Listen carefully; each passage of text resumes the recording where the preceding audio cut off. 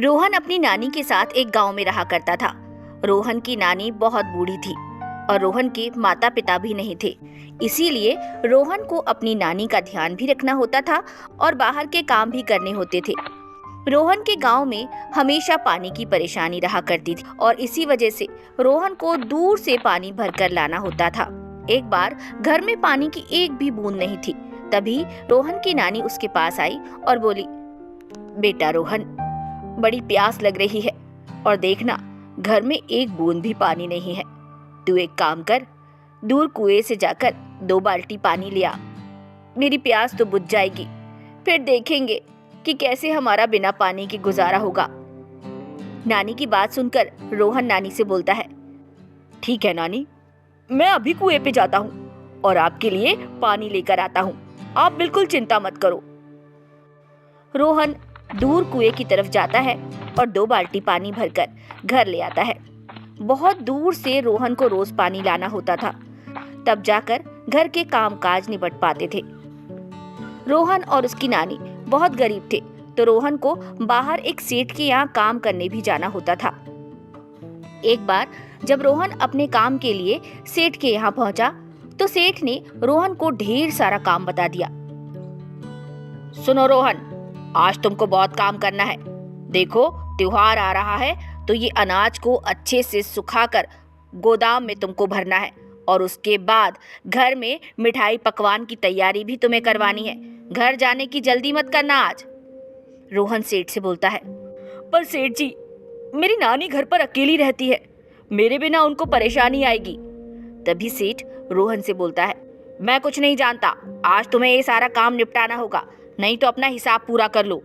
रोहन उदास हो जाता है और सारा काम निपटाने में लग जाता है। काम करते करते रोहन को रात के 2 बज जाते हैं। रात के 2 बजे जंगल पार करके वो नानी के पास पहुंचता है, तो नानी जोर जोर से खांस रही होती है।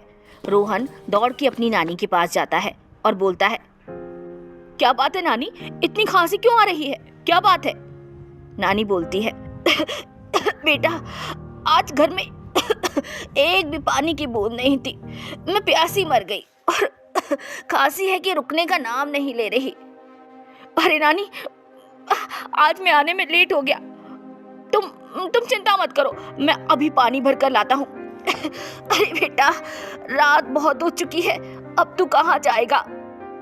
पर रोहन नानी की एक नहीं सुनता, दौड़ के दूर कुएं की ओर जाता है। जब वो कुएं में झांकता है तो देखता है कि कुएं में तो पानी ही नहीं है। रोहन बहुत चिंतित हो जाता है और सोचता है कैसे भी करके नानी के लिए पानी लेकर जाएगा।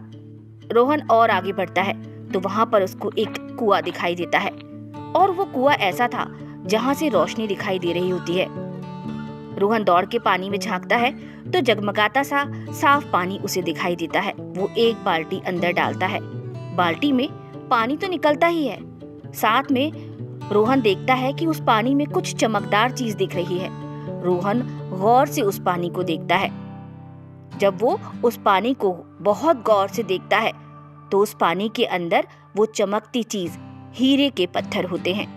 रोहन आश्चर्य में पड़ जाता है क्योंकि उसको हीरे का कुआं मिल जाता है।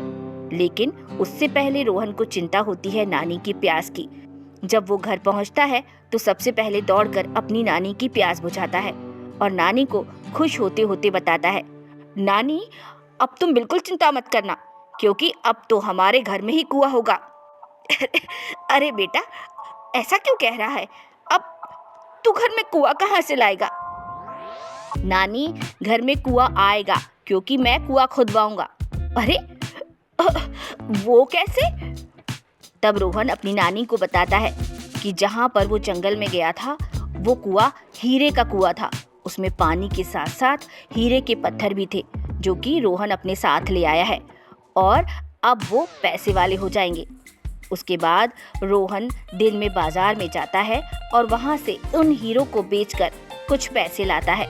उसके बाद रात में फिर वो उस कुएं की ओर जाता है जहां से वो खूब सारे हीरे के पत्थर लाता है और उन पत्थरों को बेचकर अपने लिए अच्छा सा घर बनवाता है और एक अच्छा सा व्यवसाय करके अपनी नानी के साथ खुशी खुशी रहता है। और कुछ दिनों बाद उसकी शादी भी हो जाती है। अब सारा परिवार गरीब नहीं था, बल्कि खुशहाल धनवान परिवार था। इस तरह की और भी मनोरंजक कहानियाँ देखने के लिए हमारे चैनल को सब्सक्राइब करें और बेल आइकन दबाना ना भूलें।